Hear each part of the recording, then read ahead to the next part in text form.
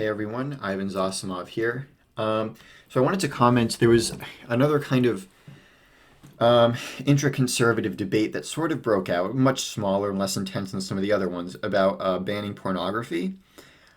Um, it was started by the Daily Wire writer Matt Walsh, who's kind of he's a conservative Catholic, and he wrote an article saying we should ban porn, and this sort of caused another sort of dust up between more traditionalist conservatives and more libertarian conservatives. Um, and um, the libertarians were saying, "Well, this is terrible. Like, you can't ban porn. This is, liberty.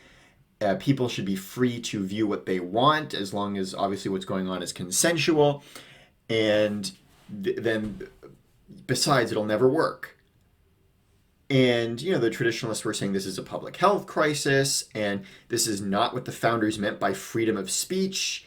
Obscenity, like, basic obscenity laws should apply to these sorts of things.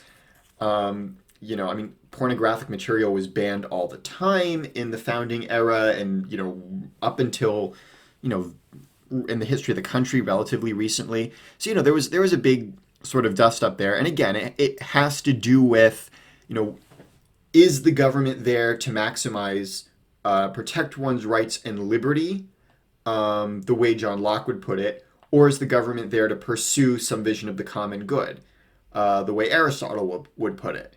Um, Really, this whole conservative thing is sort of a debate between Locke and Aristotle, I think.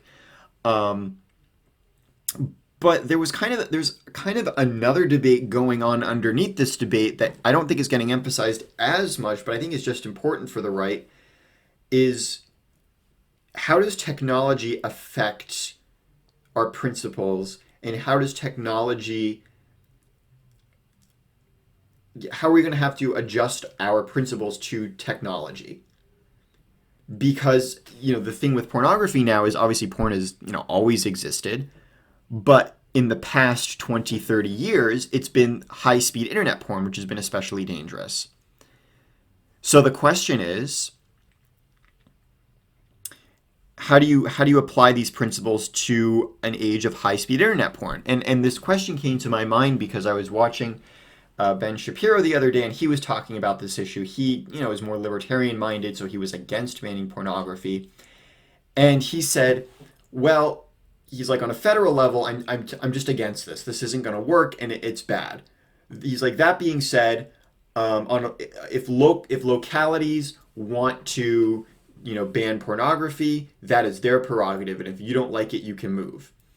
Now, I'm rather sympathetic to that argument. I tend to be very localist in the way I see things. I mean, even when the whole drag queen story hour thing happened, my position is, you know, if local communities want to ban these things, they certainly should be able to. I'm much more wary of federal bans on drag queen story hour. I just feel like A, that just kind of takes it a little bit too far, and B, you're going to run into these practical problems of more liberal communities are going to kind of backlash at the sort of ramming down of social conservative morality. But again, on a local level, I think that these things can and should be enforced if people at the local level want them to happen.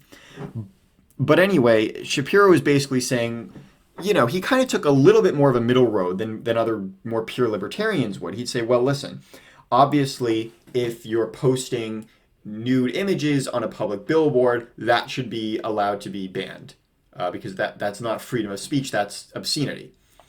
Obviously, if we're talking about stopping minors from accessing pornography, that's very important. Um, but he said, locally, if local towns and states want to ban pornography, then they should be able to do that, but leave the federal government out of it. I'm sympathetic to that idea because, again, I like localism, but I was kind of thinking about it. That's an argument for 1973. That's an argument when you're worrying about pornography, you're worrying about adult movie theaters and shops and Playboy magazines, where it's really easy for a town, someone wants to move a porn theater into your town, and the town is like, no, you can do that.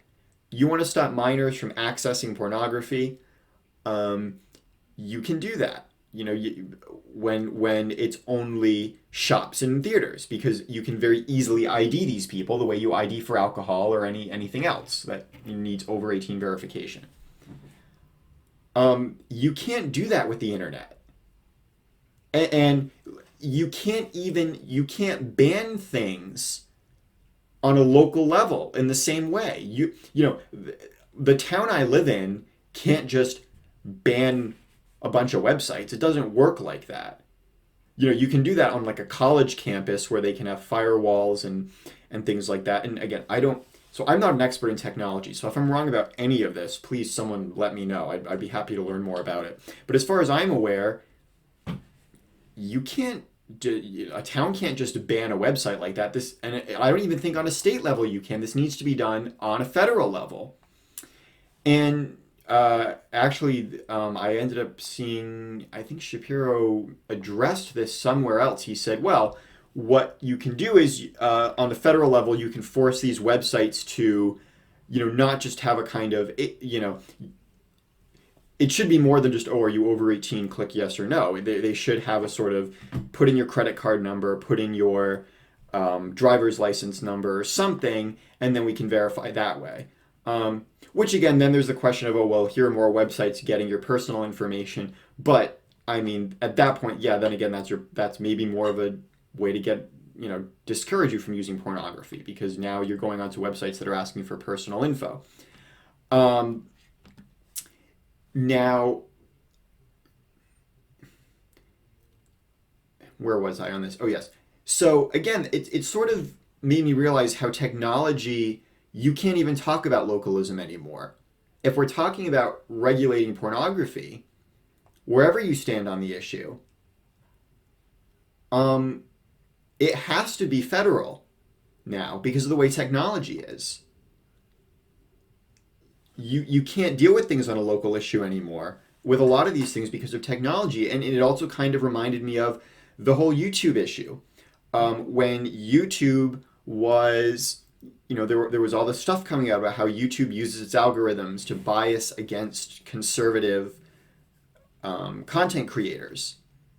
And they demonetize content creators. So what both the sort of big tech trust busters and the libertarians who said, well, free market rules. If you don't like YouTube, create your own YouTube. So what neither of these people I think what both these people got wrong was that's not how YouTube works, though. It's not like the 19th century with the trust busters. It's not like the 19th century with the railroad monopolies. And it's, oh, okay, well, we can just, we're going to bust up the railroad monopoly. So, okay, New England gets this company, the Southeast gets this company, Texas gets this company, or, well, this company will do the steel, but this company will actually assemble the railroads, right? YouTube doesn't work like that. It needs to be big. You can't have regional YouTube, and you can't have different companies doing different parts of YouTube. That's just not how that works, at least as far as I'm aware. And again, with the libertarians, I understand what they're saying. If you don't like something, then create your own YouTube. But that sort of defeats the point of YouTube. Because the point of YouTube is that it is one central place that everyone can go to. And once you start to splinter that up, that gets lost. And now maybe you could argue that that doesn't justify the government stepping in, fine. But the big draw for YouTube is that it's the one big place where everyone can gather. And if you get rid of that, well, the draw of YouTube is gone. Because you just have a bunch of smaller websites, and it's going to be it's hard enough for someone like me to get a lot of views on their channel. I mean, imagine now, I'm relegated to some kind of, something like Dailymotion, right, which doesn't get any views, or I have to go to another website, that sort of kills the purpose of YouTube. And also the fact that YouTube, I don't think anyone wants YouTube to be an overtly political place. YouTube is YouTube, and it has political content. For a very long time, it was dominated by right-wing political content. And then with things like BreadTube carved a sizable niche within YouTube, which, I mean, as much as I can't stand most of the BreadTube creators, I'm happy for them. I mean, again, because I do like diversity of ideas and diversity of opinion. Um, but that's the thing. I mean, it was a place where all different political opinions congregate on one site. And it's, you know, as easy as it is now to be on YouTube and to just sit in your own little bubble, and the way the algorithm works, you're only watching your side and you're not never watching the other side. It's going to be even more easy to give into this temptation of just collapsing into your own little bubble if all the conservatives left YouTube and created conservative YouTube, and the liberals just stayed on actual YouTube.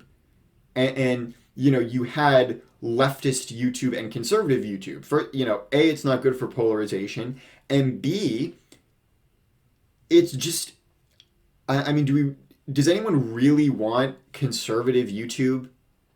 Does anyone even want leftist YouTube? I like politics, but like, doesn't that just sound exhausting?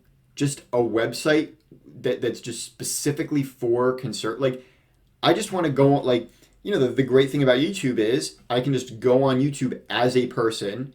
I can watch all sorts of content. And yeah, from my more conservative political side, I watch those videos. When you start to break things up like this, it kind of defeats the point of YouTube. Now, again, this isn't an argument for the government stepping in and taking over YouTube, but I do think that point is often missed with libertarians, that the point of YouTube is that it's one big company. That's kind of the point of it. You can't break it up. Maybe you can break up Google's hold over it, sure, and make YouTube an independent company again.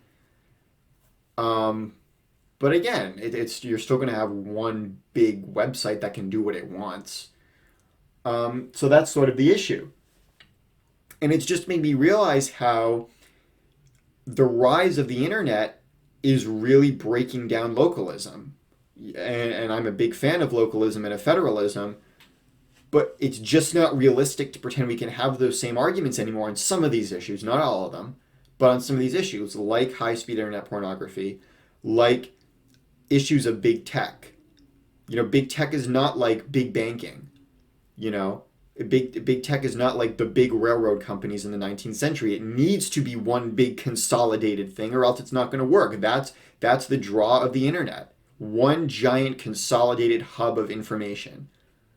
And if you break that up, that defeats the purpose of the internet in a lot of ways. So I think this is something conservatives need to start to think about. And, they need to think about it on, obviously, I think the fusionist side, but also on the more Patrick Deneen side, because Patrick Deneen is a huge fan of things like localism.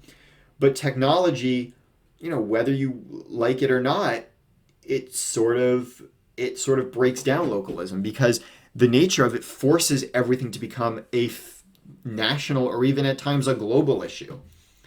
So I think this is definitely an issue conservatives are going to have to think about more in the coming years.